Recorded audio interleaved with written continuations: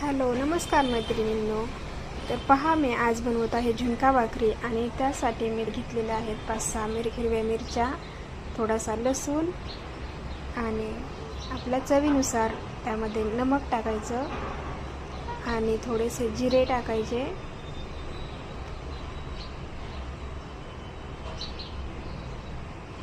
हे पहा, आता मी त्यामध्ये जिरे टाकलेले आहेत आणि ते छान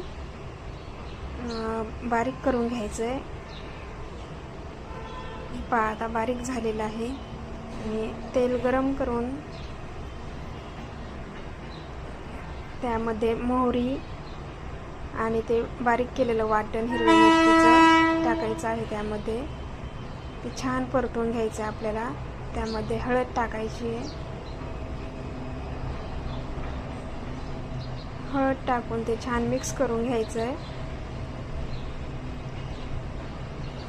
आणि छान परतलं की त्यामध्ये आपल्याला पाणी टाकायचं आहे.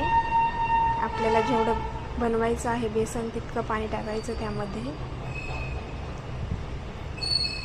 पहा, आता मी यामध्ये पाणी टाकते आणि याला आता छान अशी उकळी येऊ द्यायची. पहा, आता उकळी आली आणि ते बेसन त्यामध्ये आता हटवून घ्यायचं आहे. पहा, आता मी याच्यामध्ये बेसन पण हटवलेलं आहे आणि आता याला छान शिजू द्यायचं. थोडं जास्त टाईम नाही लागत याला, 5 मिनिटात छान शिजतं बेसन. हे पहा, असं छान शिजतंय ते. पहा, आता शिजल्याच्या नंतर पहा कसं झालं आहे बेसन तयार.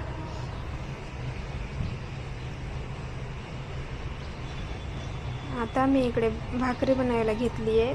त्यासाठी मी ज्वारीचे पीठ घेतलं आहे. ज्वारीचे पीठ झुणका भाकर खूप छान लागते. ज्वारीचं पीठ मी आता चाळून घेत आहे.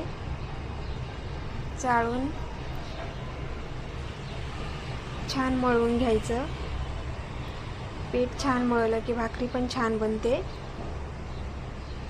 तवा पण गॅसवर ठेवलेला आहे गरम व्हायला.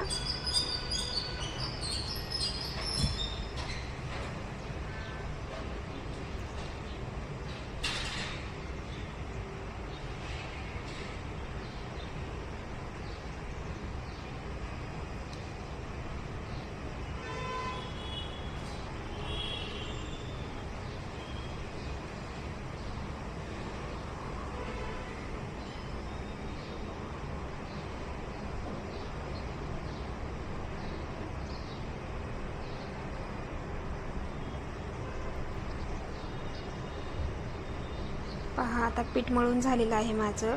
मी आता त्याचा गोल उंडा